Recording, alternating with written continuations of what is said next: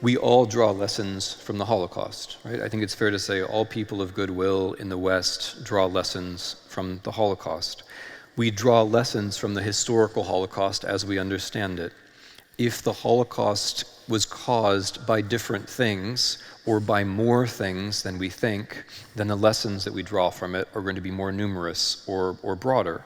So if it had to do not just with ideas and with nationalism, but it had to do more with statelessness and ecological panic, then statelessness and ecological panic are things that we might also be worrying about now. I think the historian has the duty, insofar as she or he is able to draw attention to broad patterns of causality, because when we do that, then certain events that happen subsequently can make more sense. Whether it's Rwanda or Sudan or today's Syria, some of the factors that I talk about in the book are present, and some of those factors are actually under our control, right? So I also mention the American war in Iraq, right?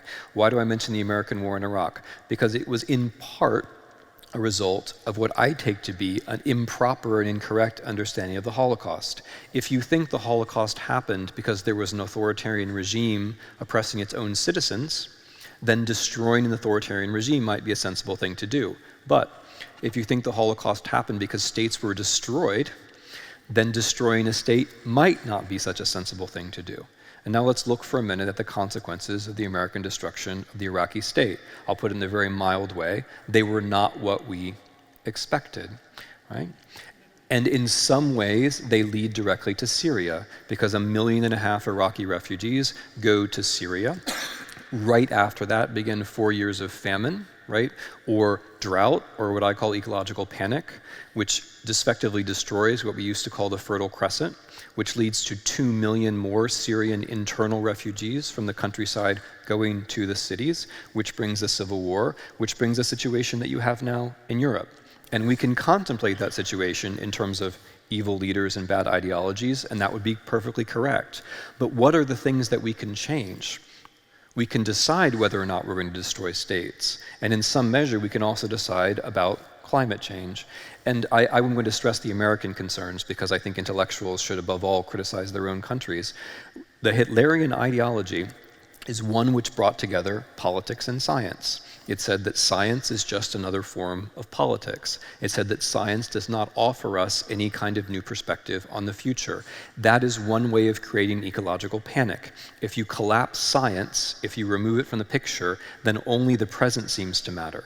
Instead of life being a vertical progression into some future, it's all horizontal. It's all about the surface of the earth and how much of it you can control.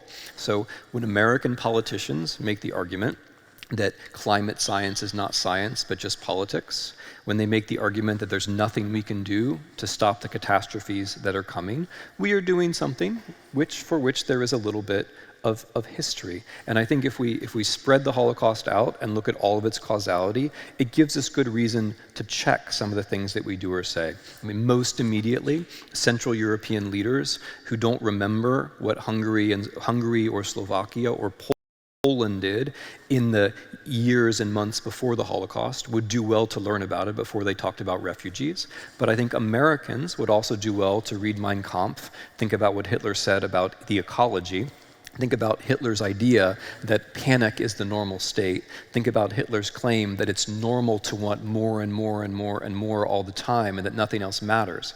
I think it would help us to reconsider those things. So my own sense is that insofar as we accept that the Holocaust has lessons to offer, then it matters very much how the Holocaust actually happened, and a broader case for that gives us reasons to worry. Not that the Holocaust will repeat in the same form, but that certain elements of it are present in the problems we have now and the problems that we might have, whether they come from the US or from Russia or from China.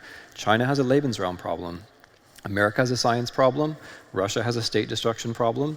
China has a Lebensraum problem. China is like Germany in that it's an industrial power, an exporting power, which cannot feed its people from its own territory.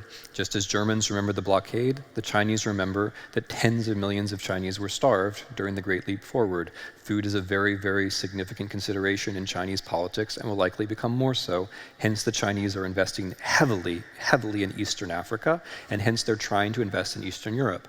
There are Chinese language road signs in Minsk right now. And these things are all connected.